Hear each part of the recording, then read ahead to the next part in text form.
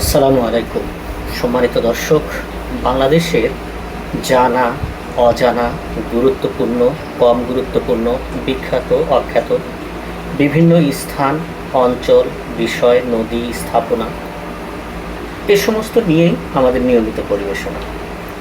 আমাদের আজকের বিষয় দূষিত নদী এবং দূষণমুক্ত নদী বা সুস্থ নদী। সুপ্রিয় দর্শক,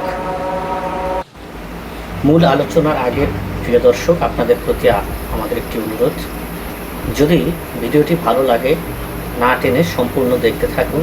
ভালো না লাগলেও দেখতে থাকুন, হয়তো এর কোনো তথ্য আপনাদের ভবিষ্যতে কাজে লাগতে পারে। চ্যানেলে নতুন হয়ে থাকলে অথবা এখনও যদি সাবস্ক্রাইব করে না থাকেন প্রিয় দর্শক, অনুরোধ করছি একটু সাবস্ক্রাইব করে দেওয়ার জন্য, আর ভালো লাগলে একটু লাইক করবেন।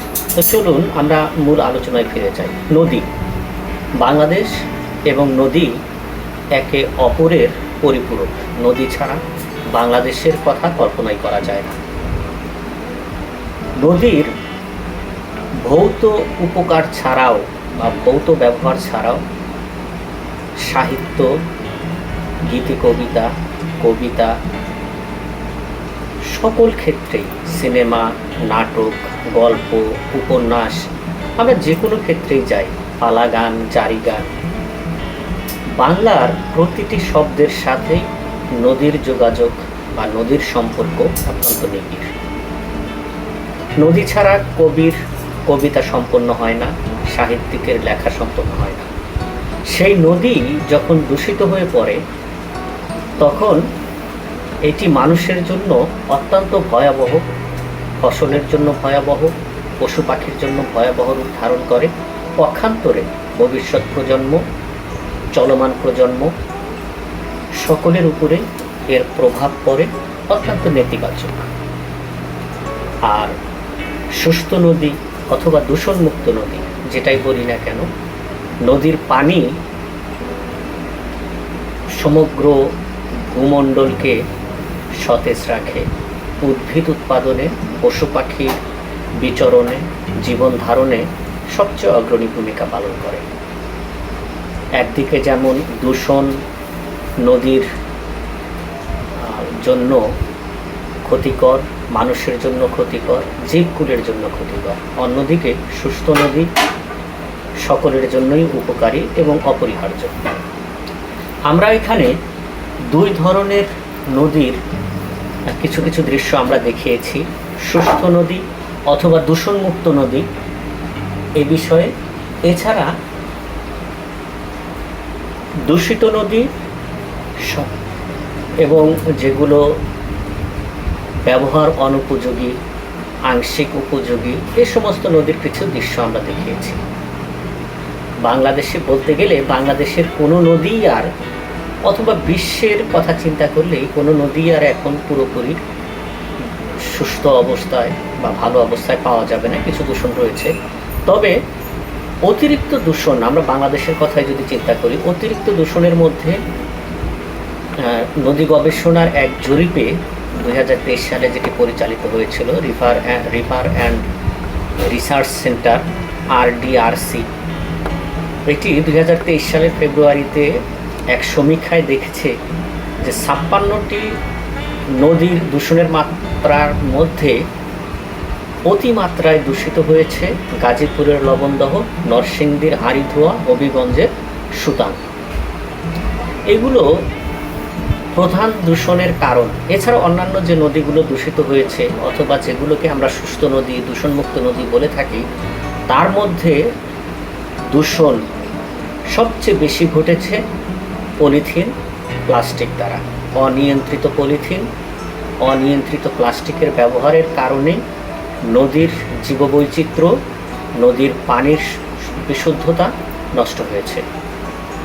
এর পাশাপাশি রয়েছে কলকারখানার কেমিক্যাল, রাসায়নিক পদার্থ যেগুলো বর্জ্য, ট্যানারি শিল্প, বিশেষ করে বস্ত্রশিল্পের যে বর্জ্যগুলো রয়েছে, এই উপাদানগুলো নদীকে সবচেয়ে বেশি দূষিত করেছে।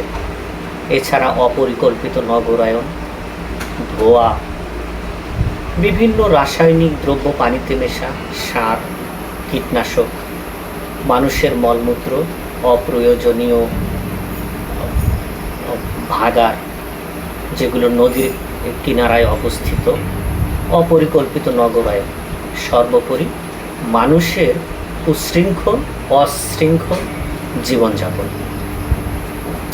এগুলোকেই মূলত নদী দূষণের প্রধান কারণ হিসেবে বলা হয়ে থাকে। এখনও বাংলাদেশের বেশ কিছু নদী যেমন ব্রহ্মপুত্র, যমুনা, চাঁদপুরের মেঘনা, বিশেষ করে যে সমস্ত নদীর পাড়ে বা কিনারে শিল্প কলকারখানা সেভাবে গড়ে ওঠেনি অথবা অনুমোদন দেওয়া হয়নি, সে সমস্ত নদীগুলো এখন তুলনামূলকভাবে ভালো রয়েছে। কিন্তু যে সমস্ত নদী বিশেষ করে নগর অঞ্চলে, শহর অঞ্চলে যে সমস্ত নদী রয়েছে সেগুলোতে দূষণের মাত্রা অতি ভয়াবহ।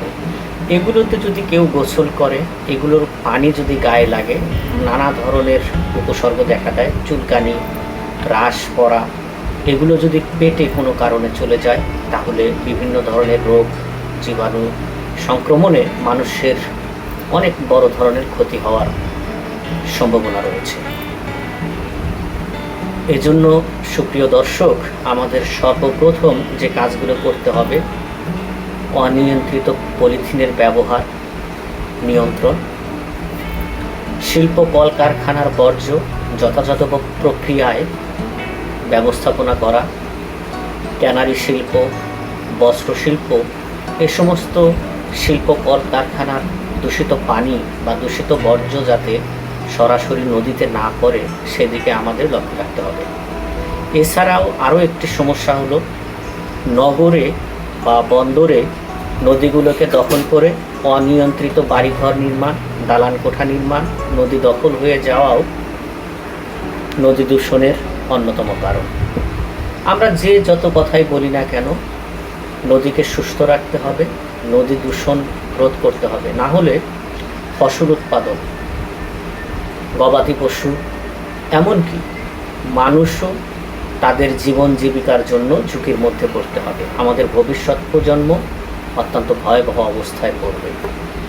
তার সামান্য দু একটি উদাহরণ আমি দিচ্ছি সুপ্রিয় দর্শক। বাংলাদেশে পরিসংখ্যান অনুযায়ী উইকিপিডিয়ার তথ্য মতে 405 থেকে বা 404টি নদী রয়েছে। অন্যান্য হিসাবে 800 অথবা 700টি নদীর কথা বলা হয়ে থাকে। প্রতি বছর বাংলাদেশের নদীগুলোতে সরাসরি 12,50,000 ঘনমিটার বর্জ্য সরাসরি নদীতে পড়ে। 19 বিলিয়ন প্লাস্টিক ব্যাগ ব্যবহারের কথা আমরা জানতে পেরেছি এই নদীগুলোতে রয়েছে। নদীগুলোতে 4,500 টন বর্জ্য, 57 লাখ গ্যালন দূষিত পানি নদীতে গিয়ে পড়ে। এবার চিন্তা করে দেখুন দর্শক, এগুলো আমাদের শস্য, জীবন জীবিকার জন্য কত গুরুত্বপূর্ণ। আমরা শেষ পর্যায়ে চলে এসেছি। নদীকে সুস্থ রাখুন, ভালো রাখুন, দূষণমুক্ত জীবনযাপন করি, ভবিষ্যৎ প্রজন্মকে আমরা সুস্থ স্বাভাবিক একটি পৃথিবী, একটি দেশ উপহার দেব। এই আশা রেখে সকলের দৃষ্টি আকর্ষণ করে আবারও অনুরোধ করছি, লাইক এবং সাবস্ক্রাইব করে আমাদেরকে উৎসাহ দেবেন। নদী দূষণের হাত থেকে আল্লাহ আমাদেরকে রক্ষা করুন। আল্লাহ হাফেজ।